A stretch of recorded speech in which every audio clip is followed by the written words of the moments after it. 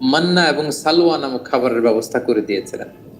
সাইয়্যিদুনা মূসা আলাইহিস সালামের সাথে খিজির আলাইহিস সালামের চমকপ্রদ একটি ঘটনা সূরাতুল কাহাফের ভেতর আল্লাহ তাআলা উল্লেখ করেছেন।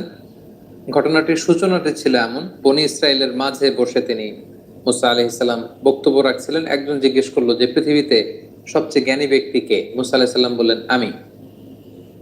আল্লাহ তাআলা মূসা আলাইহিস সালামের এই প্রশ্নটা পছন্দ করলেন না। আল্লাহ বললেন, মূসা তুমি ভুল বলেছো, তোমার চেয়েও একজন জ্ঞানী ব্যক্তি আছে।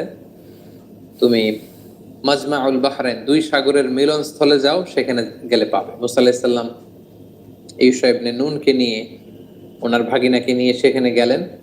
যে দেখলেন চাদর জড়িয়ে একজন লোক শুয়ে আছে, সালাম দিলেন। চাদরের ভেতর থেকে তিনি সালামের উত্তর দিলেন এবং বললেন, কে? মূসা আলাইহিস সালাম বললেন, আমি মূসা।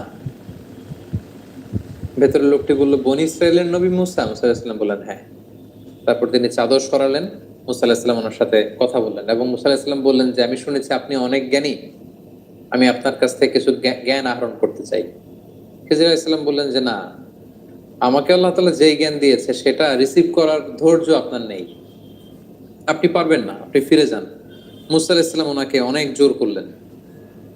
তিনি বললেন যে আপনি যদি অনুমতি দেন, আমি আপনার সাথে একটা সফর করতে চাই, কিছুদিন আপনার খেদমতে থেকে, আপনার সাথে থেকে, আপনার অ্যাকম্পানি নিয়ে আমি আপনার থেকে কিছু নলেজ নিতে চাই।